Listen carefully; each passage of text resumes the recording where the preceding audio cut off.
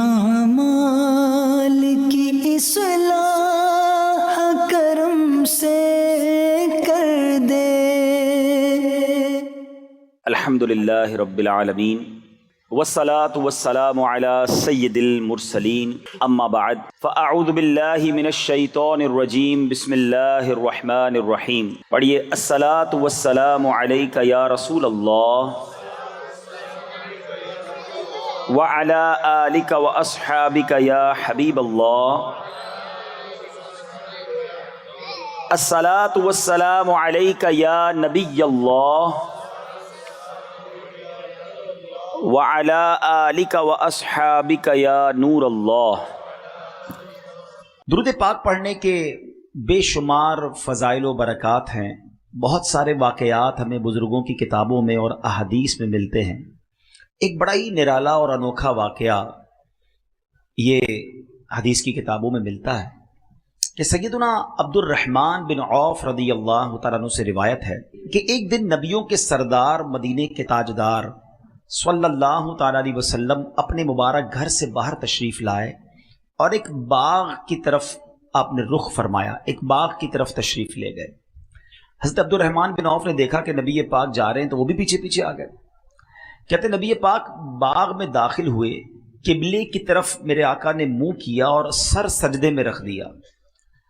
حضرت عبد الرحمن بن عوف نبی پاک کا دیدار دور سے کرتے رہے کہ آقا سجدے میں ہیں اور یہ دیدار کر رہے ہیں۔ بے قصوں کے مددگار سرکار عالی وقار صلی اللہ تعالی علیہ وسلم نے بہت لمبا سجدہ کیا۔ حضرت عبد الرحمن بن عوف کہتے ہیں کہ مجھے یہ خوف ہوا کہ کہیں سجدے کی حالت میں ہی تو اللہ کریم نے ان کی کہیں روح قبض تو نہیں کر لی، اتنی دیر ہو گئی نبی پاک نے سر سجدے سے نہیں اٹھایا۔ تو کہتے یہی خیال آتی میں تھوڑا آگے بڑھا، تو اب جب میرے قدموں کی آواز نبی پاک علیہ الصلوۃ والسلام نے سنی تو میرے آقا علیہ الصلوۃ والسلام نے اپنا سر انور اٹھایا اور پوچھا کون ہے؟ میں نے عرض کیا یا رسول اللہ صلی اللہ علیہ وسلم عبد الرحمن۔ ارشاد فرمایا کیا کام ہے؟ میں نے عرض کیا یا رسول اللہ صلی اللہ علیہ وسلم آپ نے اتنا طویل سجدہ کیا، اتنا لمبا سجدہ کیا کہ مجھے خوف ہو گیا کہ کہیں اللہ تبارک و تعالیٰ نے آپ کی روح قبض تو نہیں فرما لی۔ تو عاشق زار کی محبت بھری بات سن کر، اپنے صحابی کی یہ پیاری بات سن کر اللہ کے حبیب علیہ الصلوۃ والسلام نے طویل سجدہ کرنے کی حکمت وجہ بیان فرمائی۔ فرمایا کہ میرے پاس جبریل امین آئے اور انہوں نے حاضر ہو کر بتایا کہ یا رسول اللہ صلی اللہ تعالی علیہ وسلم اللہ پاک فرماتا ہے کہ اے محبوب صلی اللہ تعالی علیہ وسلم جو آپ پر درود پاک پڑھے گا میں اس پر رحمت نازل فرماؤں گا، جو آپ پر سلام بھیجے گا میں اس پر سلامتی اتاروں گا۔ اس نعمت کا شکر ادا کرنے کے لیے میں نے اتنا طویل سجدہ کیا۔ اب یہاں دو باتیں سیکھنے والی ہیں۔ ایک تو یہ سمجھ آیا کہ درود پاک نعمت کتنی بڑی ہے، درود پاک پڑھنے والے کے وارے نیارے ہو جاتے ہیں، اللہ کی رحمتیں نازل ہوں، رب کی طرف سے سلامتی نازل ہو، تو اور کیا چاہیے؟ اس پرفتن، اس خطرناک دور میں جب بلائیں ہیں، وبائیں ہیں، ٹینشنیں ہیں، پرابلمز ہیں، خوف ہے، اور ہر بندہ چاہتا ہے کہ وہ سیکیور رہے، صبح گھر سے جائے شام گھر خیر سے آئے، کاروبار پہ خیر رہے، گھر میں خیر رہے، فیملی میں برکت رہے، تو وہ کون سا طریقہ ہے جس سے مجھے یہ سیکیورٹی مل جائے؟ مجھے بتاؤ کہ جس کے سر پر رحمتوں کا سایہ رہے اسے پھر کیا پرابلم ہے؟ اور اللہ کی رحمت کس کے ساتھ ہے کہ جو ایک بار درود پاک پڑھے اس پر 10 رحمتیں نازل کی جاتی ہیں۔ تو پھر کیوں نہ چلتے پھرتے اٹھتے بیٹھتے گاڑی چلاتے موٹر سائیکل چلاتے جب فارغ وقت ملے بندہ درود پاک کا ورد کرتا رہے تاکہ سیکیورٹی، رحمتیں، برکتیں ساتھ رہیں۔ لیکن فضول باتوں کے لیے ٹائم ہمارے پاس گھنٹوں ہے، موبائل فون لے کے بیٹھیں گے پتہ نہیں کتنے گھنٹے نکل جائیں، گھڑی کا ٹائم بھی نہیں پتہ چلتا، ٹی وی آن کیا اب پتہ نہیں کب بند ہوگا۔ اتنا فضول اور گناہوں بھرا وقت لوگ گزارتے ہیں مگر ذکر و درود کے لیے ٹائم نہیں نکالتے۔ اس حدیث سے ایک اور بات سیکھنے کو ملی کہ درود پاک پر جو رحمتیں اور برکتیں ملنی ہیں، نبی پاک علیہ الصلوۃ والسلام اس سے کتنا خوش ہوئے کہ آقا نے اپنی امت کو ملنے والی اس نعمت پر طویل سجدہ کیا، شکر کا سجدہ کیا۔ امتی کا کام کیا ہے؟ ہمیں بھی تو سجدہ شکر ادا کرنا چاہیے کہ یا اللہ تیری رحمت ہے، اتنا تھوڑا سا کام کرتے ہیں اور تو اتنی رحمتیں نازل فرماتا ہے، تیری اس نعمت پر ہم بھی شکر ادا کرتے ہیں۔ اور تیسری بات کہ نبی پاک کو ہم سے پیار کتنا ہے، ہم سے محبت کتنی ہے، درود آقا پر پڑھیں، رحمتیں ہم پر نازل ہوں گی، سلامتی ہمیں ملے گی، اور آقا اس کے شکرانے میں سجدہ کر رہے ہیں۔ تو پھر ہم کیوں نہ درود پاک سے پکی اور سچی محبت کر لیں۔ شعبان کا مہینہ یاد رہے کہ اس مہینے کو ماہ درود بھی کہتے ہیں۔ جی ہاں، کیونکہ جو درود پاک کی مشہور آیت ہے نا، آیت درود جس کو کہتے ہیں، ان اللہ وملائکتہ یصلون علی النبی یا ایھا الذین آمنوا صلوا علیہ وسلموا تسلیما، مل کر پڑھیں، صلی اللہ علی النبی الامی وآلہ صلی اللہ علیہ وسلم صلاۃ و سلاما علیک یا سیدی یا رسول اللہ۔ یہ آیت درود بھی شعبان میں نازل ہوئی ہے۔ اور شعبان کے بارے میں میرے آقا کیا فرماتے ہیں؟ شعبان الشہری، شعبان میرا مہینہ ہے، یہ مہینہ آقا کا، یہ مہینہ درود کا مہینہ۔ پھر کیوں نہ ہم درود پاک کی کثرت اپنی عادت بنائیں۔ تو آئیے مل کر نیت کرتے ہیں کہ انشاءاللہ ہم نبی پاک علیہ الصلوۃ والسلام کی بارگاہ میں روزانہ کثرت کے ساتھ درود پاک پڑھیں گے۔ صلو علی الحبیب صلی اللہ تعالی علی محمد صلی اللہ علیہ وسلم۔ آج جو میرا بیان ہے اس کو آپ نے بہت غور سے سننا ہے۔ آج یوں سمجھیے کہ آخرت کا اکاؤنٹ جو ہے وہ کیسے بھرا جا سکتا ہے، کس طرح زیادہ سے زیادہ نیکیاں آسان طریقے سے کمائی جا سکتی ہیں، یہ آج اس بیان کا ٹاپک ہوگا۔ اگر آپ توجہ سے سنیں گے تو انشاءاللہ اللہ نے چاہا آپ کو کچھ ایسے طریقے مل جائیں گے جس سے آپ ڈیلی بیسس پر اپنے نامہ اعمال میں نیکیوں کا اضافہ کر سکیں گے۔ دیکھیں عقل مندی کیا ہے، پہلے یہ سوچئے۔ لوگ کہتے ہیں یار فلاں برتھ ڈے آج میری، 20ویں برتھ ڈے، 30ویں، 40ویں، انجوائے کرتے ہیں، پارٹی کرتے ہیں۔ حقیقت پتہ ہے کیا ہے کہ جب برتھ ڈے آتی ہے نا، اس کا مطلب یہ ہے کہ ہماری زندگی کا 1 سال کم ہو گیا۔ ہر گزرنے والا دن ہم اپنی موت کے قریب ہو رہے ہیں نا۔ عقل مندی کیا ہے کہ جب ہم اپنی موت کے قریب ہوتے جا رہے ہیں، امتحان کا دن قریب آ رہا ہے، تو ہماری تو نیکیاں بڑھنی چاہیے نا۔ اللہ کی بارگاہ میں پیش ہونا ہے تو ہر گزرنے والے دن کے ساتھ ہمارے نیکیوں میں اضافہ ہونا چاہیے۔ مگر بدقسمتی یہ ہے کہ دن گزر رہے ہیں، قریب ہو رہا ہوں موت کے، آخرت کے، مگر لگتا ایسا ہے کہ ہر روز اکاؤنٹ مائنس میں جا رہا ہے، گناہ بڑھ رہے ہیں، نیکیوں میں کمی ہے۔ تو اگر یہی حال رہا تو پھر تو گناہ کا انبار لگ جائے گا، نیکیاں تو ہوں گی نہیں ہاتھ میں، بنے گا کیا میرا؟ تو آج کے بیان میں ہم نے یہ سمجھنا ہے کہ ہمارے اسلاف بزرگان دین شب و روز کیسے گزارتے تھے، اور ان کے ذہن میں کیسا یہ بات ذہن میں بیٹھی ہوئی تھی کہ آخرت کی تیاری کو فوکس کرنا ہے۔ حضرت رابعہ بصریہ رضی اللہ تعالیٰ عنہ، بہت بڑا نام ہے، یہ ایسی خاتون ہیں جو ولیہ ہیں، 2 صدی ہجری کی مشہور ولیہ۔ آپ رحمت اللہ تعالیٰ علیہ، اللہ پاک اور اس کے پیارے حبیب علیہ الصلوۃ والسلام سے بڑی محبت کرنے والی اور خوف خدا میں رونے والی، عبادت گزار، شب بیدار خاتون تھی۔ آپ نے 50 سال ایسے گزارے کہ نہ بستر پر لیٹ کر آرام کیا، نہ تکیے پر سر رکھا۔ آپ کی خادمہ حضرت عبدہ بنت شوال رحمت اللہ تعالی علیہا فرماتی ہیں کہ حضرت رابعہ ساری رات نماز میں مصروف رہتی، صبح فجر سے پہلے مصلی پر لیٹ جاتی، کچھ ہی دیر کے بعد گھبرا کر اٹھتی اور خود سے کہتی، نفس تو اس ناپائیدار دنیا میں کب تک سوتا رہے گا؟ دنیا تو تنگی کا گھر ہے، پھر یہاں اتنی نیند کیوں؟ آج کچھ دیر جاگ لے، نیکیاں کبا لے، قبر میں میٹھی نیند سو جانا، وہاں قیامت تو کوئی نہیں جگائے گا۔ عمل یہاں کر لے، آرام وہاں کرنا، پھر اٹھ کر عبادت میں مصروف ہو جاتی۔ آپ رحمت اللہ تعالی علیہ نے ساری زندگی ایسے ہی گزاری۔ تو شاعر کہتے ہیں نا، جاگنا ہے جاگ لے افلاک کے تلے، جاگنا ہے جاگ لے افلاک کے سائے تلے، حشر تک سوتا رہے گا خاک کے سائے۔ ایک بزرگ کا قول بڑا پیارا ہے، اللہ اکبر. اللہ کرے کہ اس قول کے ہم مصداق بن جائیں. وہ فرماتے ہیں زمین کے اوپر کام، زمین کے اندر آرام.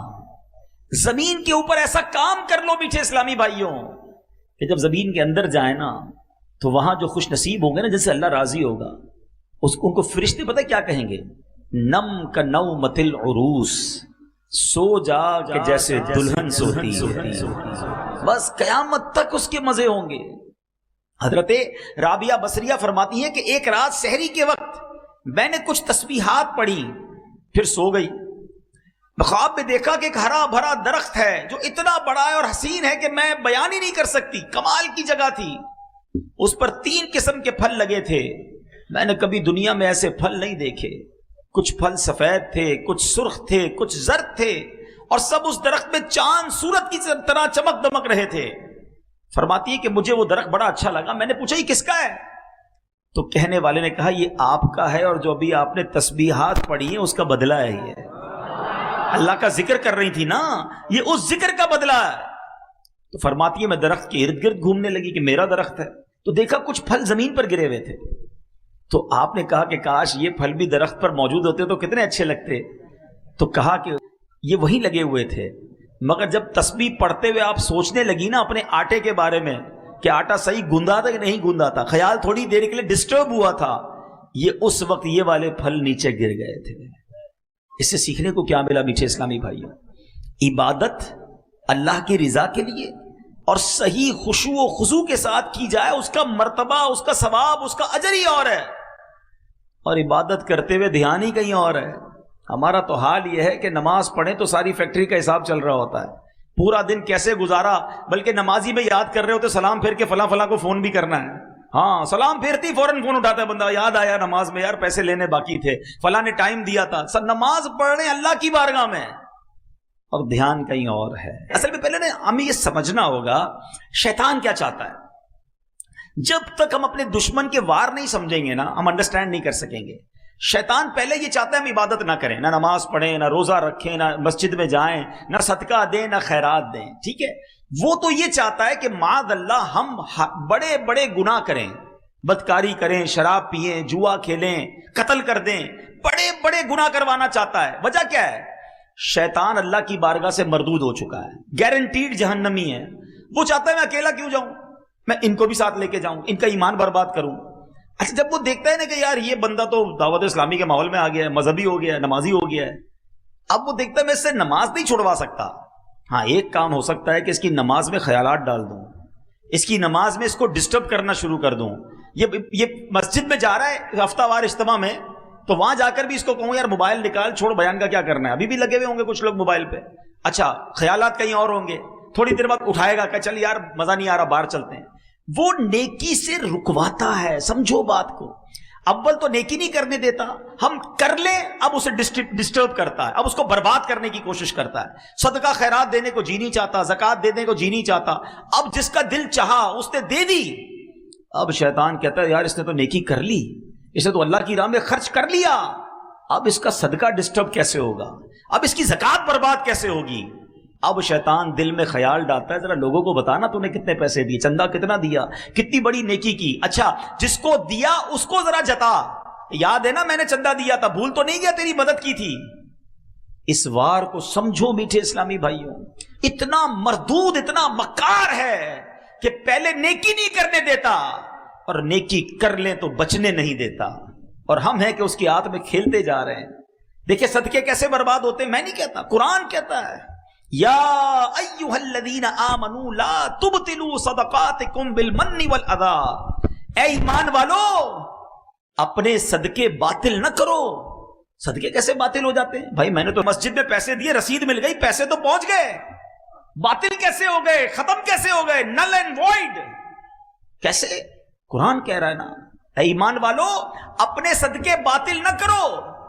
کس طرح؟ بالمن والاذی، احسان جتا کر یا تکلیف پہنچا کر. اور یہ کر رہے ہوتے ہیں انڈیلیبریٹلی یا ڈیلیبریٹلی، دانستہ و غیر دانستہ ہی چل رہا ہوتا ہے.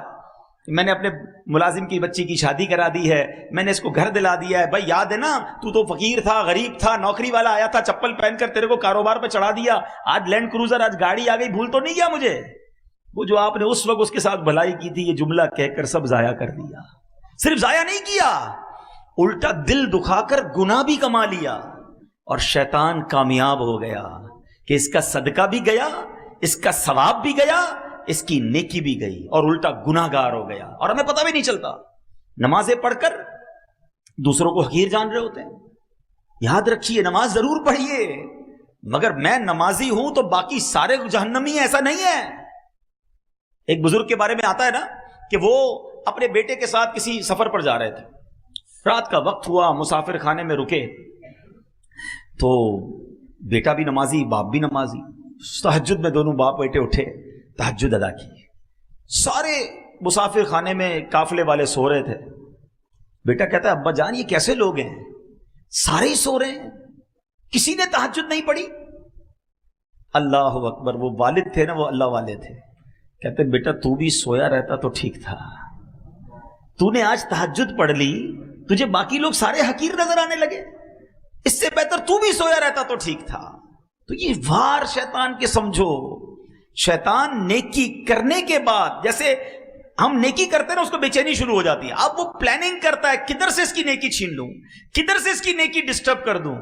جب تک ہم یہ سمجھیں گے نہیں، حضرت رابعہ بصریہ رضی اللہ تعالیٰ عنہ جیسی ولیہ فرماتی تھوڑی دیر کے لیے تسبیح کرتے کرتے دھیان کہیں اور گیا تو وہ جنت کے درخت پر جو پھل لگے تھے وہ گر گئے۔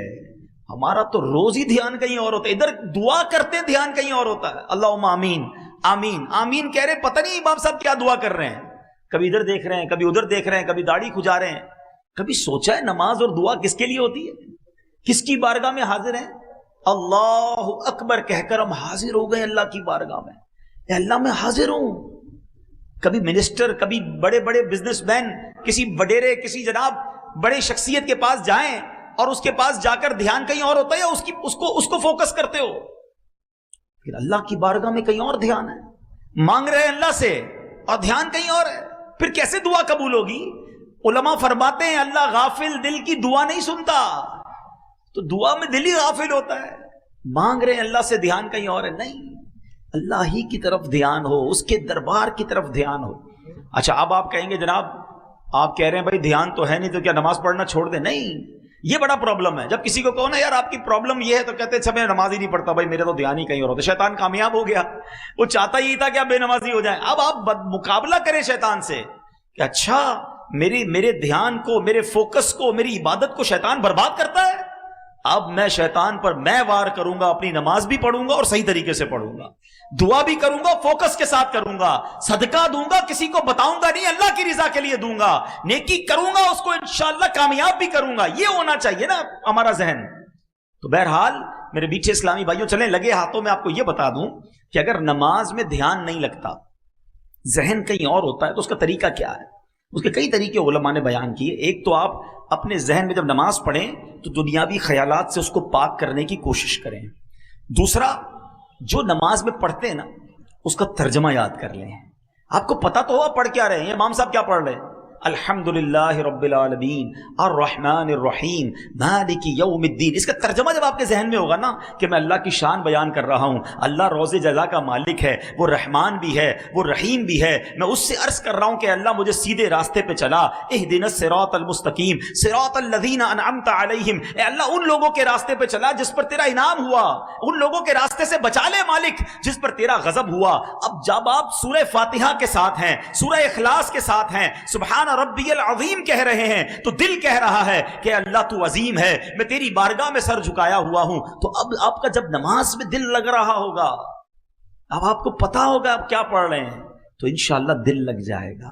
تو تھوڑی سی پریکٹس کر کے جو آپ نماز میں پڑھتے ہیں، یا عموماً امام صاحبان بھی 30ویں پارے کی نارملی تلاوت کرتے ہیں، 30 پارے کی، آپ کم از کم 30واں پارہ، رمضان آ رہا ہے، ترجمہ اور تفسیر کے ساتھ 2-3 بار پڑھ لینا، پھر انشاءاللہ امام صاحب کے ساتھ رہیں گے آپ۔ ابھی تو یہ حال ہے ہمارا، ہاتھ نہیں اٹھواؤں گا، کئیوں نے یہاں عشاء کی نماز باجماعت پڑھی ہوگی، اگر میں یہ پوچھ لوں بتاؤ امام صاحب نے پہلی رکعت میں کون سی سورت پڑھی تھی، دوسری میں کون سی پڑھی تھی، ابھی تو بہت دیر ہو گئی، کبھی سلام پھیرنے کے بعد اپنے آپ سے پوچھ لینا، وہ بھی نہیں پتا ہوگا.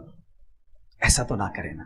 کاروبار میں دھیان ہے، گھر میں دھیان ہے، اور اسکول میں سب چیزوں میں پکا دھیان ہے. ایک ایک بندے کا بیلنس پتا ہے، کس سے کتنے مانگتا ہوں. شاید دینے والوں کا نہیں پتا ہوگا، لینے والوں کا سب کو پتا ہے. وہ غلطی کرتا ہم پکڑ لیتے، نہیں بھائی اتنے تھے، تم نے اس تاریخ کا وعدہ کیا تھا. اگلا 1 مہینے بعد پیسہ دینے کی وعدہ کرے، اس سے 3 دن پہلے سے دماغ میں ریمائنڈر آنا شروع ہو جاتا ہے، 15 تاریخ آنے والی ہے، 12 ہو گئی ہے، 15 کو پیسے دینے اس نے اپنے کو. اتنا یاد ہے آپ کو. مگر قرآن، نماز، ذکر و اذکار میں کیوں اتنی غفلت ہے؟ میں چوٹ کر رہا ہوں. پلیز، مبارک مہینہ آ رہا ہے، ہمیں ٹھیک ہونا ہے نا. تو بہرحال اللہ کرے کہ ہمیں اپنی پیدائش کا مقصد سمجھ آ جائے. یہ زندگی پتہ ہے کیا ہے؟ ایک بزرگ نے کمال کی بات فرمائی، یقین کریں واقعی کمال کی بات ہے. سورہ عصر آپ سب نے سنی ہوگی نا. بسم اللہ الرحمن الرحیم، والعصر ان الانسان لفی خسر. اس دوسری آیت کا مطلب پتہ کیا ہے؟ مطلب یہ ہے کہ بے شک آدمی ضرور نقصان میں ہے. ایک بزرگ فرماتے ہیں کہ تفسیر کبیر میں کہ میں نے ایک برف والے شخص سے، برف بیچنے والے شخص سے سورہ عصر کی دوسری آیت کا مطلب سمجھا. یہ ہے، میں یہاں تھوڑا سا بریک لے کے سمجھانا چاہتا ہوں. جس کا مائنڈ سیٹ آخرت کی فکر کرنے کا ہوتا ہے نا، وہ دنیا کے تجربات سے آخرت کا کوئی درس لیتا ہے. جس کا ذہن ہی نہیں ہے تو وہ غفلت میں ہی رہتا ہے. مثال کے طور پہ ایک بزرگ کے بارے میں آتا ہے کہ وہ بڑا زبردست کپڑا بناتے تھے. کپڑا سیا، تیار کیا، کپڑے کے بیپاری تھے. وہ ایک کپڑا سیل کرنے مارکیٹ میں گئے، اپنا بنا کے کپڑا. تو جو کپڑا خریدنے والا تھا نا، اس نے جب کپڑا دیکھا تو اس نے کہا آپ کی تو سلائی میں پرابلم ہے. وہ ماہر تھا، ماسٹر تھا، ایکسپرٹ تھا. سلائی میں صحیح نہیں ہے، کلر اسکیم بھی صحیح نہیں ہے، مثال دے رہا ہوں، اس کی سائز بھی ٹھیک نہیں ہے. وہ بتاتا گیا. اس بزرگ نے رونا شروع کر دیا، زاروں کتار رونے لگ گئے. تو اس نے کہا بھائی آپ رو کیوں رہے ہیں؟ آپ کا کپڑا میں خرید لیتا ہوں، ناراض تو نہ ہوں، میں تو جو چیزیں وہ بتا رہا ہوں. کہتے میں اس لیے نہیں رو رہا کہ تم نے میرے کپڑے کے عیب نکالے ہیں، میں اس لیے رو رہا ہوں کہ میں نے یہ کپڑا اپنے طور پہ پرفیکٹ بنایا تھا، مگر جب یہ کپڑا کسی ماہر کے ہاتھ میں آیا تو اس نے میرے عیب نکالنا شروع کر دیے. تو میں نے تو اپنے طور پہ نمازیں ٹھیک پڑھی ہیں، روزے صحیح رکھے ہیں، صدقے خیرات بھی کیے ہیں، اللہ کی بارگاہ میں قیامت کے دن گیا. اور اگر رب نے کہا کہ تیرے سجدے قبول نہیں ہیں، ان میں اخلاص نہیں تھا، تیرے صدقے بیکار ہیں تو اس میں نیت کچھ اور تھی، میں اپنے طور پہ ٹھیک کر رہا ہوں اعمال، اگر اللہ کی بارگاہ میں گیا اور وہاں یہ سب ریجیکٹ ہونا شروع ہوا تو میرا کیا بنے گا؟ یہ تھا دماغ، یہ ذہن تھا آخرت کی تیاری کا کہ کپڑا ریجیکٹ ہوا تو قیامت یاد آ گئی. ادھر گھر میں میت ہوتی ہے تو موت یاد نہیں آتی ہے، ادھر باپ کا انتقال ہوتا ہے اور گھر والے ٹی وی دیکھ رہے ہوتے ہیں، تیسرے دن نمازیں قضا ہو رہی ہوتی ہیں، ادھر ہمارے سامنے آخرت کی یاد دلانے والی بات ہوتی ہے، پھر بھی آخرت نہیں سوچتے ہیں. اور بزرگان دین سنو کیا کہتے ہیں. بزرگ کہتے ہیں میں نے برف والے سے سورہ عصر کی دوسری آیت کا مطلب سمجھا. ایسا کیا کہا تھا برف والے نے؟ سنو برف والا کیا کہتا ہے. وہ کیا کہتا ہے؟ کہتے ہیں میں نے برف والے کے بارے میں سنا، وہ آواز لگا رہا تھا، برف ریڑھی پہ بیچ رہا تھا اور آواز لگا رہا تھا ارحموا من یذوب رأس مالہ. وہ کیا کہتا تھا؟ لوگوں اس شخص پر رحم کرو جس کا سرمایہ پگھل رہا ہے. برف والا یہی کہتا ہے خرید لو ورنہ پگھل جائے گا. کہتے ہیں میں سمجھ گیا ان الانسان لفی خسر. اس کا مطلب یہی ہے کہ زندگی برف کی طرح پگھل رہی ہے، جو اس پہ نیکی نہ کمائے گا وہ نقصان میں رہے گا. برف والا صبح برف لے کے نکلتا ہے نا، اس کو پتا ہے شام تک یا تو بیچوں گا یا پگھل جانی ہے. میٹھے اسلامی بھائیوں، میری اور آپ کی زندگی بھی یہی ہے. we don't know کب چلے جائیں گے. اگر آپ اس کو امیجنیشن کے ذریعے سمجھنا چاہیں نا، تجربے کے طور پہ کہہ رہا ہوں کہ پیدا ہوئے نا تو ہمارے ہاتھ میں ایک ایک برف کا بلاک دے دیا گیا ہے. کسی کے پاس 50 سال کا ہے، کسی کے پاس 40 سال کا ہے، کسی کے پاس 25 سال کا ہے. برف روز پگھل رہی ہے. ہو سکتا ہے ہم میں سے کسی کی برف کل ختم ہونے والی ہو، آج ختم ہونے والی ہو، اور ہم ہیں کہ احساس ہی نہیں ہے. پگھل رہی ہے، روز پگھل رہی ہے، اور ہم نیکیاں کہاں کما رہے ہیں. حالانکہ میرے میٹھے اسلامی بھائیوں، اللہ کریم نے ہمیں کیوں پیدا کیا ہے؟ شاعر کیا کہتا ہے؟ پہلے سنو پھر قرآن کی آیت سناتا. ہو رہی ہے عمر بسلے برف کم، ہو رہی ہے عمر مثل برف کم، رفتہ رفتہ چپکے دم بدم، ہر دن برف کی طرح کم ہو رہی ہے۔ مجھے اور آپ کو رب نے کیوں بنایا ہے ہم جانتے ہیں، پیسے کمانے کے لیے، بڑا نام بنانے کے لیے، کاروبار چمکانے کے لیے، اور جناب ڈگریاں حاصل کرنے کے لیے، اس لیے بنایا ہے۔ آئیے قرآن سے پوچھتے ہیں، اے رب کے کلام تو ہماری رہنمائی فرما، ہمیں کریٹ کیوں کیا گیا، انسان کو بنایا کیوں گیا؟ اللہ کریم قرآن میں فرماتا ہے وَمَا خَلَقْتُ الْجِنَّ وَالْإِنسَ إِلَّا لِيَعْبُدُونِ، بے شک اور میں نے جن اور آدمی اتنے ہی اس لیے بنائے کہ میری بندگی کریں۔ اللہ فرماتا ہے جن اور آدمی کس لیے بنائے؟ کہ میری عبادت کریں۔ معلوم ہوا انسانیت اور عبادت لازم اور ملزوم، یعنی آپس میں جڑے ہوئے ہیں۔ جو عبادت نہیں کرتا انسانیت سے لا تعلق ہے، بنایا ہی عبادت کے لیے گیا ہے، ہماری کریشن کا مقصد عبادت ہے۔ اب آتے ہیں سولوشن کی طرف۔ میں نے آپ کو شروع میں ایک بات کہی تھی کہ آج کے بیان میں کچھ ایسے فارمولے دینے ہیں کہ جو بڑے آسان ہیں اور اس پر عمل کر کے انشاءاللہ ہم بھی عبادت گزاروں میں شامل ہو جائیں گے۔ میں آج دو باتوں کو پہلے ڈیفائن کر چکا کہ مجھے اور آپ کو بنایا کیوں گیا ہے، اللہ کی عبادت کے لیے۔ اب میں عبادت گزار کیسے بن سکتا ہوں؟ اتنا بیزی آدمی، دنیا میں غرق ہو چکے، بہت سارے مسائل زندگی کے ساتھ ہیں۔ اب غور سے میرے کچھ فارمولے سنتے جائیے اور اس کو امپلیمنٹ اپنی لائف میں کرنے کی نیت کرتے جائیے۔ پہلا نسخہ کیا ہے کہ جس سے ہم اللہ کے قریب ہو سکتے ہیں اور عبادت میں ہمارا دل لگ سکتا ہے؟ وہ یہ ہے کہ ہمیں وقت کی قدر کرنی ہے، اور زیادہ سے زیادہ اگر ہم نیکیوں کو کرنا چاہتے ہیں نا تو پہلا نسخہ یہ ہے کہ گناہ چھوڑ دیں۔ ہم نماز پڑھتے بھی ہیں اور ساتھ حرام کام بھی کر رہے ہیں، تو گناہ چھوڑنا، اپنے اسٹیپ کو اللہ کی طرف بڑھانا ہے نا، قدم بڑھانا ہے، عبادت کی طرف اپنا دل لگانا ہے، تو پہلے گناہ چھوڑ دیں، کیونکہ گناہوں کی یہ آگ ہمیں تباہ و برباد کر دے گی۔ حضرت امیر المومنین عمر فاروق اعظم رضی اللہ تعالیٰ فرماتے گناہ اگرچہ ایک ہو مگر اپنے ساتھ 10 برائیاں لاتا ہے۔ ابھی میں نے آپ کو عبادت کے فضائل بتائے نا، اب گناہ کی برائیاں سنو۔ لوگ کہتے ہیں یار تھوڑا سا ہی گناہ کرتا ہوں، ایک دو ہی بری عادتیں، سنو ایک گناہ کیا کیا لاتا ہے۔ نمبر 1، گناہ کرنے والا اللہ پاک کو غضب دلاتا ہے۔ نمبر 2، شیطان ملعون کو خوش کرتا ہے۔ نمبر 3، جنت سے دور، اور نمبر 4، جہنم کے قریب ہو جاتا ہے۔ نمبر 5، اپنی سب سے پیاری چیز یعنی اپنی جان کو تکلیف میں ڈالتا ہے۔ نمبر 6، اپنے باطن کو ناپاک کرتا ہے۔ نمبر 7، اعمال لکھنے والے فرشتوں کرامن کاتبین کو تکلیف دیتا ہے، ان کو گناہ لکھنا پڑتا ہے نا، گندی بات، بری بات لکھنی پڑتی ہے۔ نمبر 8، پیارے آقا علیہ الصلوۃ والسلام کو روضہ انور میں تکلیف پہنچاتا ہے، رنجیدہ کرتا ہے۔ نمبر 9، زمین و آسمان اور تمام مخلوق کو اپنی نافرمانی پر گواہ بناتا ہے۔ اور نمبر 10، تمام انسانوں سے خیانت اور رب العالمین کی نافرمانی کرتا ہے۔ تو آج پہلے نیت تو یہ کر لیں کہ انشاءاللہ گناہ نہیں کریں گے۔ ہاں، گناہ چھوڑنا آسان نہیں ہے، مگر میرے لیے مشکل ہے نا، میرے رب کے لیے تو مشکل نہیں ہے، وہ تو قوی ہے، وہ طاقت والا ہے، وہ کن فرمائے تو فیکون ہو جاتا ہے۔ پہلے نیت کر لیں اور پھر اللہ سے مدد مانگیں کہ یا اللہ میں نے نیت کر لی ہے، بس تو میری گناہوں کی عادت نکال دے۔ تو انشاءاللہ جب دل گناہوں سے پاک ہوگا نا تو پھر نیکیوں کا نور آنا شروع ہو جائے گا۔ کچھ لوگ ملتے ہیں، ایک جگہ ہم گئے تھے تو یہ بحث ہو رہی تھی، ایک بھائی ساتھ تھے، کہتے ہیں یار اتنی نیند آتی ہے جیسے ہی بیان شروع ہوتا ہے، دل نہیں لگتا، اس کی کیا وجہ ہے؟ تو دیکھیں میں آپ کو آج ایک طریقہ بتا دیتا ہوں۔ ہم کبھی بخار ہوتا ہے، آپ کو بھی ہوتا ہوگا، تو بخار میں ہمیں اپنا پسندیدہ کھانا بھی اچھا نہیں لگتا، جو بڑا پسند سے کھاتے ہیں نا وہ بھی کڑوا لگتا ہے، کھانا تو کھانا، گھر والے بھی اچھے نہیں لگتے، تو ہم کیا کرتے ہیں، کھانا کھانا چھوڑ دیتے ہیں یا گھر والوں کو بھگا دیتے ہیں۔ ہم کو پتہ ہے یار بیمار ہیں، تھوڑے دنوں کے لیے منہ کڑوا رہے گا، دوائی کھاتے رہیں گے، آہستہ آہستہ آہستہ جیسے ہی بیماری دور ہوگی نا، دوائی کھانے کا مزہ آنا شروع ہو جائے گا، موڈ اچھا ہو جائے گا۔ ایسا ہی ہوتا ہے۔ تو جب کسی کو نماز میں دل نہ لگے، تلاوت میں دل نہ لگے، اجتماع میں دل نہ لگے، کسی درود پاک پڑھے تو بوریت ہونے لگے، تو وہ سمجھ لے کہ اندر بیماری ہے، گناہوں نے دل کالا کیا ہوا ہے۔ اب کیا کرنا ہے؟ اب یہ نیکی کرتے رہنا، یہ دوائی کھاتے رہنا، انشاءاللہ گناہ چھوڑ دینا اور نیکی کرتے رہنا۔ ایک دن آئے گا جس دن یہ بیماری صاف ہوگی نا، ہر سجدہ برکت دینا شروع کر دے گا۔ دعا میں آنسو بہنا شروع ہو جائیں گے، درود کی لذت ملنا شروع ہو جائے گی، تلاوت میں رکت ملنا شروع ہوگی۔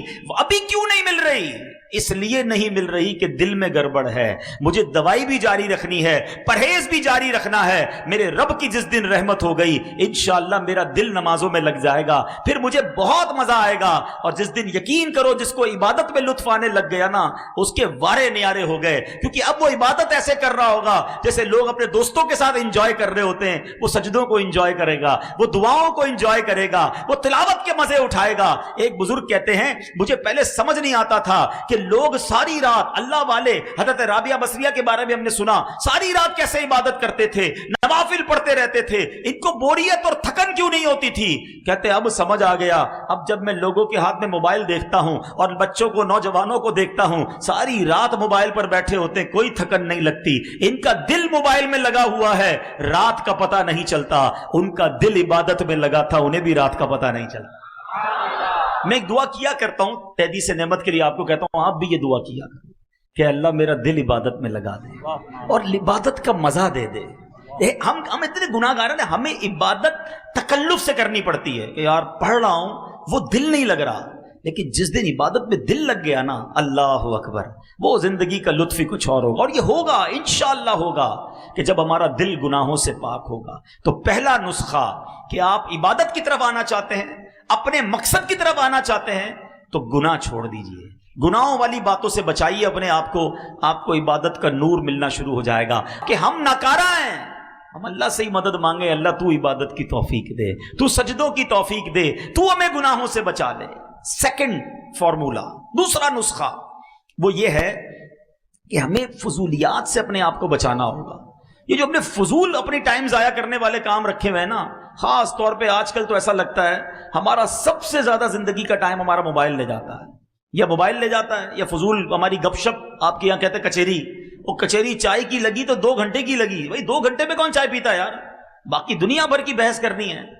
ارے بھائی ساری دنیا کی پنچاک، آج کل ڈالر کا ریٹ کیا ہے، $1 نہیں ہے جیب میں پھر بھی ڈالر کا ریٹ پوچھنا ہے، تیل کتنے کا ہو گیا ہے آج کل، جناب کون سی ملک کی کرنسی کدھر پہنچ گئی، تم نے کاروبار کرنا ہے اس گلی کا پتہ پوچھنا کیوں جدھر جانا نہیں ہے، اسی میں گھنٹوں لگ گئے، امریکہ میں کیا ہو رہا ہے، یورپ میں کیا ہو رہا ہے، کرونا میں کتنے مر گئے، وہ بھائی آپ کو کیا کس بات کی پنچات ہے؟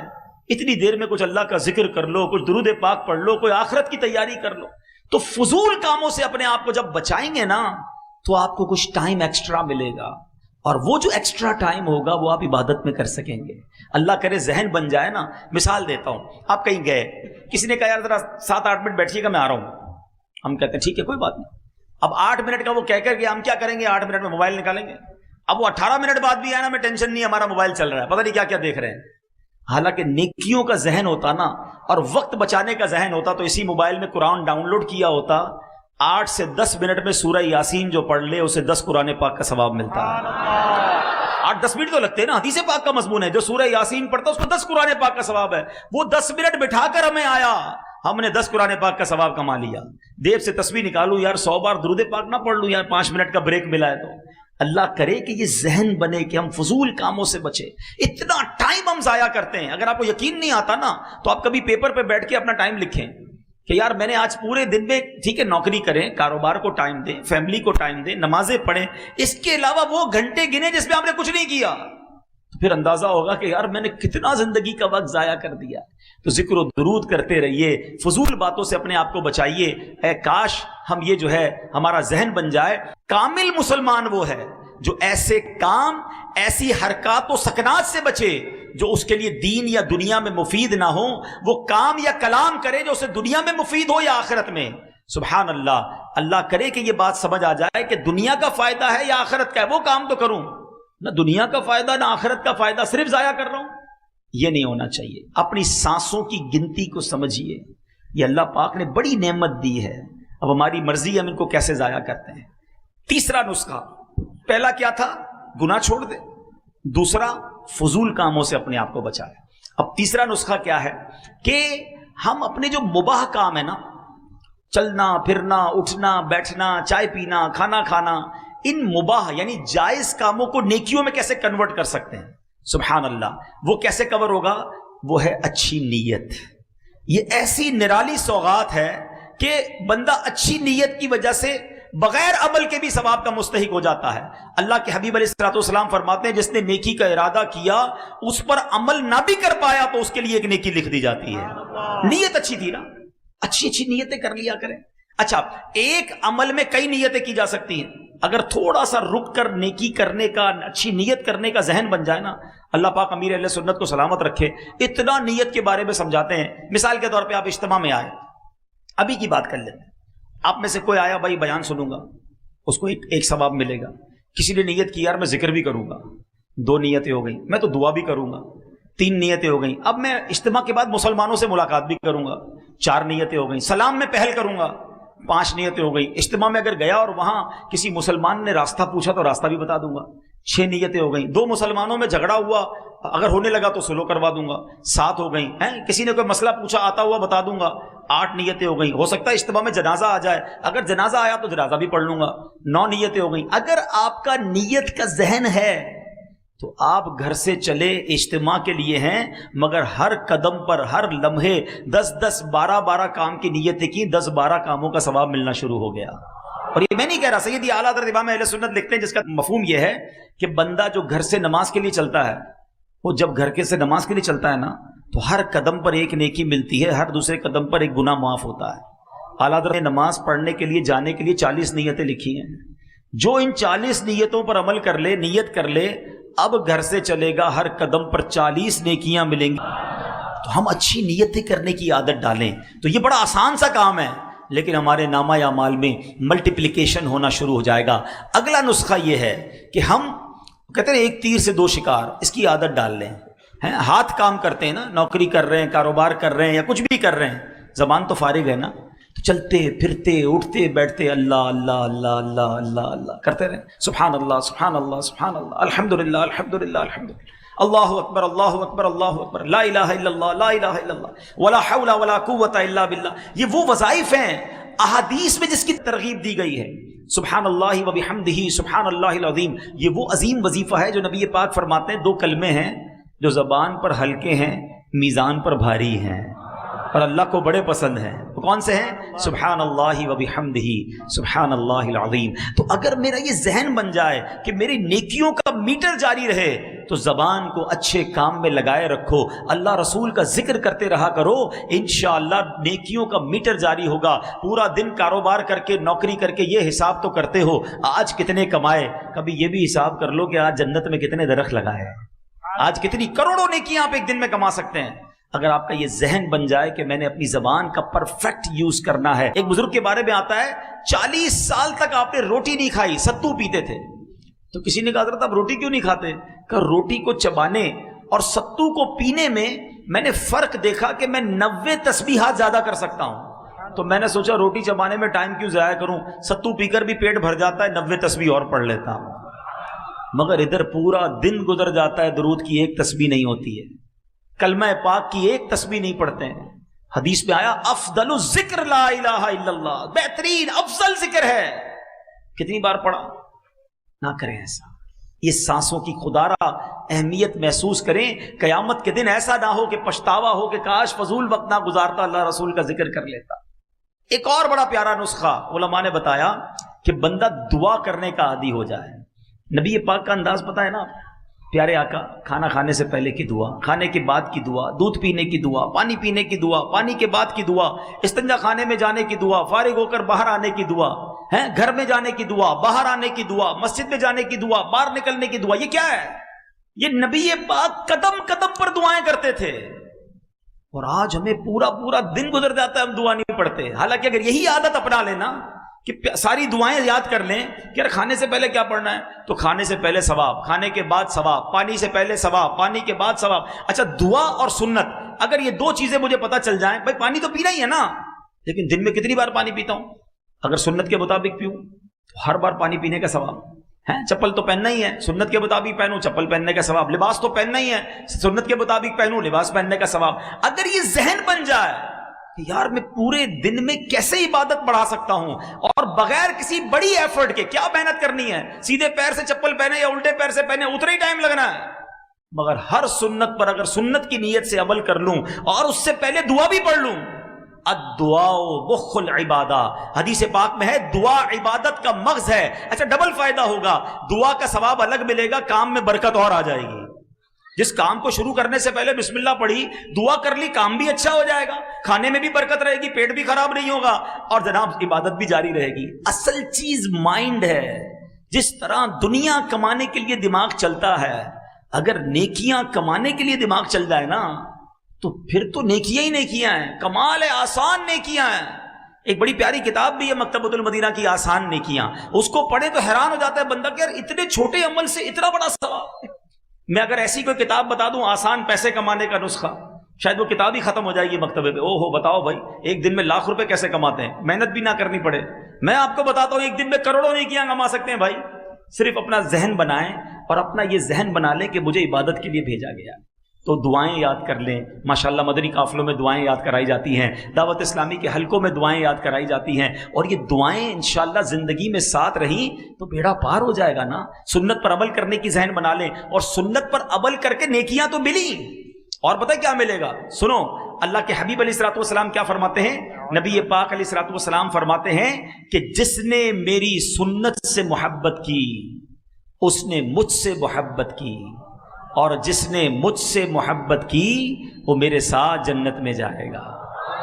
اب بتاؤ نا، اللہ کے حبیب کے ساتھ جنت میں چلے گئے تو بیڑا پار ہو گیا نا۔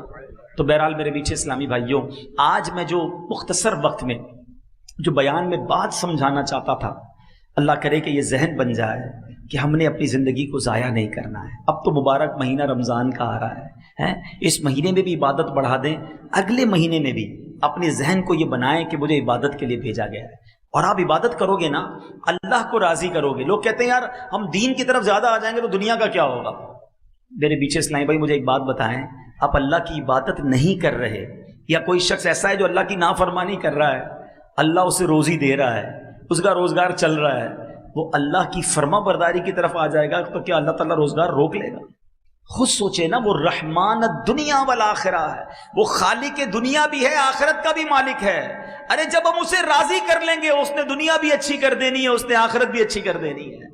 تو بس اپنی زندگی کا یہ مقصد بنائیں، اور الحمدللہ آج کے اس پرفتن دور میں دعوت اسلامی کا مدنی ماحول ہے جو ہمیں پکڑ پکڑ کر ہماری آخرت کی یاد دلاتا ہے، ہمیں ہماری زندگی کا مقصد بتاتا ہے کہ کس لیے پیدا کیے گئے ہیں۔ تو آئیے اس مدنی ماحول میں آ کر آپ خوب نیکیاں کما سکتے ہیں۔ آپ کو ماشاءاللہ اگر زیادہ نیکیاں کمانی ہے نا تو آپ دعوت اسلامی میں آ جائیں، اجتماع میں دیکھیں کتنی چیزیں سیکھنے کو ملتی ہیں۔ پھر ذکر کی، اب اتنے سارے لوگ ذکر کریں گے، ہر ذکر پر ثواب ملے گا، دعا کریں گے، آمین کہتے جائیں گے، برکتیں بھی ملتی جائیں گی، دعا کا ثواب بھی ملنا شروع ہو جائے گا۔ پھر صلاۃ و سلام ہوگا تو صلاۃ و سلام کا ثواب ملے گا۔ اس کے بعد یہ سیکھنے سکھانے کے حلقے، اس میں الگ ثواب ملے گا۔ خوش نصیب یہاں آرام کریں گے، ساری رات اعتکاف کا ثواب ملے گا۔ تہجد پڑھیں گے، تہجد کا ثواب ملے گا۔ پھر فجر کی جماعت ہوگی، پھر فجر، یعنی آپ سوچیں کہ ایک رات میں کتنا بڑا پیکج ہمیں ہر جمعرات اجتماع میں مل جاتا ہے۔ پھر کتنے خوش نصیب ہیں جو مدنی قافلوں میں سفر کرتے ہیں، 3 دن میں کتنی ساری نیکیاں کما کے آئیں گے، 1 ماہ میں کتنی نیکیاں کما کر آئیں گے۔ تو اللہ کرے کہ نیکیاں کمانے کا، نیکیوں حاصل کرنے کا ذہن ہمارا بن جائے، تو پھر انشاءاللہ یہاں بھی خیر ہے، وہاں بھی خیر ہے۔ ایک بات آخر میں کہہ دیتا ہوں، اگر دنیا میں غریب ہونا تو کم از کم آخرت میں تو غریب نہ رہو یار، وہاں تو امیر ہو جاؤ، وہاں تو باغات لگا لو، وہاں تو جنت میں محل لگا لو۔ اس سے بڑا بدنصیب کون ہوگا جو ادھر بھی بیچارہ تکلیف میں رہ رہا ہے اور ادھر کے لیے بھی کچھ نہیں بھیجا۔ اور اگر دنیا میں امیر ہو، مالدار ہو، سکھ میں رہ رہے ہو، تو پھر تو وہاں سکھ کی زیادہ ضرورت ہے نا۔ ادھر نرم بستر ہو اور ادھر مار پڑنی ہو، ادھر نرم اور بڑے شاندار بیڈ روم ہو اور قبر میں کیڑے ہوں، تو کیا فائدہ ان بیڈ رومز اور ان گھروں کا؟ مزہ یہ ہے کہ تمہیں اللہ نے ادھر بھی گھر اچھے دیے ہیں، اب ادھر بھی گھر اچھے تیار کر لو۔ یہ ذہن جس دن بن گیا نا کہ میں نے ادھر بھی چین سے رہنا ہے، ادھر بھی محل تیار کرنا ہے، ادھر بھی اپنے باغات بنا لینے ہیں، ادھر بھی خوب صدقہ خیرات کر کے اپنا بینک بیلنس جمع کر لینا ہے، تو پھر خیر ہے، پھر زندگی بہت اچھی ہے۔ آخری ایک واقعہ سناتا ہوں اور پھر ہم انشاءاللہ بیان کو کنکلوڈ کرتے ہیں۔ یہ میسج سمجھ لیں آج کا۔ ایک ملک میں ایک بادشاہ نے بڑا عجیب کمپٹیشن کروایا۔ اب بادشاہ ہوتا ہے، اس کی مرضی۔ اس نے کہا ذرا چیک کرو میرے ملک میں سب سے بڑا بے وقوف کون ہے، ہو از the biggest fool in our country. بادشاہ کا فرمان تھا، وزیروں نے مقابلے کرانا شروع کر دیے۔ عجیب و غریب مقابلے ہوئے، بہرحال مقابلے میں ایک بندہ جو ہے نا وہ سلیکٹ ہو گیا کہ یہ پورے ملک میں سب سے بڑا بے وقوف ہے. ٹھیک ہے، بادشاہ کے سامنے لائے کہ بادشاہ سلامت، ہم نے چیک کر لیا ہے، اس بندے سے بڑا بے وقوف کوئی نہیں. اچھا چیک کر لیا؟ کہاں چیک کر لیا؟ بادشاہ نے اپنے گلے سے سونے چاندی کی مالا اتاری، اس بے وقوف کے گلے میں پہنا دی. بے وقوف خوشی خوشی گھر چلا گیا، جیت گیا، ونر. تھوڑے دن بعد اس بے وقوف کو پتا چلا کہ بادشاہ سلامت بہت بیمار ہو گئے، شدید بیمار تھا. تو بے وقوف پہنچ گیا بادشاہ کے پاس کہ بادشاہ سلامت سنا آپ بڑے بیمار ہو گئے ہیں. کہتا ہاں یار بہت بیمار ہو گیا ہوں، اب تو یہ جہان چھوڑ کے جا رہا ہوں. کہتا اچھا کہیں اور جا رہے ہیں؟ تھا تو بے وقوف، اس کو نہیں پتا مرنا کیا ہوتا ہے، قبر کیا ہوتی ہے. کہیں اور جا رہے ہیں؟ ہاں میں دوسری دنیا میں جا رہا ہوں. اچھا بادشاہ سلامت یہ بتائیے آپ کہیں اور جا رہے ہیں، ادھر تو اتنا بڑا محل، زبردست کمرے، جدھر جا رہے ہیں ادھر محل بنا لیا؟ بادشاہ کہتا ہے ادھر تو جھونپڑی بھی نہیں بنائی ہے. کہا اچھا بادشاہ سلامت میں دیکھتا ہوں آپ کے پاس اتنے سونے جواہرات، مجھے خود آپ نے اتنی بڑی قیمتی مالا دی تھی، جدھر جا رہے ہیں ادھر پیسے بھجوا دیے؟ بادشاہ سلامت کہتا ہے میں نے تو ادھر ایک روپیہ بھی نہیں بھجوایا، پھوٹی کوڑی بھی نہیں ادھر.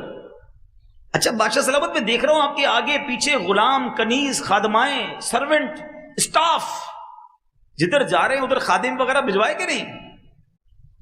بادشاہ کہتا ہے ادھر تو کوئی نہیں ہے میری خدمت کرنے والا. اس بے وقوف نے پتہ کیا کیا؟ اپنی مالا اتاری اور بادشاہ کے گلے میں ڈال دی. کہ حضور پھر تو مجھ سے بڑے بے وقوف آپ ہوئے نا، آپ کو پتہ ہے ادھر جانا ہے، نہ گھر بنایا، نہ پیسے بھجوائے، نہ کسی غلام خادم کو بھجوایا، تو مجھ سے بڑے بے وقوف تو آپ ہوئے. وہ بے وقوف تو بات کر گیا، یہ فرضی خاکہ ضرور ہوگا، میں ہمارے لیے کتنا بڑا میسج ہے. حیدرآباد میں گھر بن گیا، جنت میں بنا کہ نہیں؟ ادھر پیسے بہت، ادھر ہیں کہ نہیں؟ ادھر فون کرو تو چائے آ جاتی ہے، خادم موجود، گھر میں ماسی موجود، گھر میں بیوی تو ہے کام کرنے والی بیچاری، ادھر کون ہے؟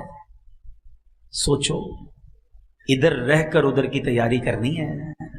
ایکسٹرا ٹائم نہیں ملے گا کہ جناب مرنے کا ٹائم آ گیا اب ذرا آخرت کی تیاری کر لیں. نہیں، آگاہ اپنی موت سے کوئی بشر نہیں، سامان 100 برس پل کی خبر. پلیز سمجھو بات، ادھر تیاری کر لو کہ ادھر بھی چین سے رہو. تیار رہو کہ آج بھی جا سکتا ہوں، اور اگر آج بھی قبر میں جاؤں تو ایسی زندگی گزارو کہ قبر میں جنت کا باغ ملے، نرم بستر ملے، جنت کا پیغام ملے. اللہ کرے ایسی زندگی گزارنے میں ہم کامیاب ہو جائیں. میرے اعمال کی اصلاح کرم سے